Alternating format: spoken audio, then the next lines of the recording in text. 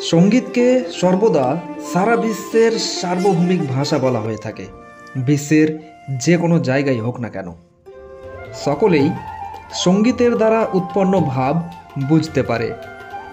যদিও আমরা নিশ্চিতভাবে বলতে পারবো না যে সর্বপ্রথম কবে সঙ্গীত বা সঙ্গীত বাদ্যযন্ত্র প্রকাশিত হয়েছিল, কিন্তু আপনি কি কখনো ভেবে দেখেছেন যে বিশ্বের সর্বপ্রথম সঙ্গীত বাদ্যযন্ত্র কী হতে পারে?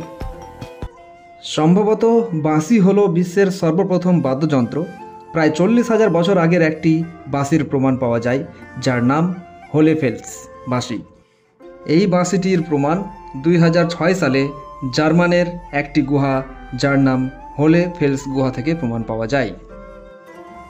এই বাঁশিটি তৈরি করা হতো গ্রিফন শকুন পাখির ডানার ব্যাসার্ধের হাড় থেকে। এই বাঁশির আবিষ্কার প্রমাণ করে যে সঙ্গীত আদি মানুষের কাছেও গুরুত্বপূর্ণ ছিল। এই ছোট্ট ইনফরমেশনটি আপনার কাছের কাউকে জানাতে হলে শেয়ার করে দিন।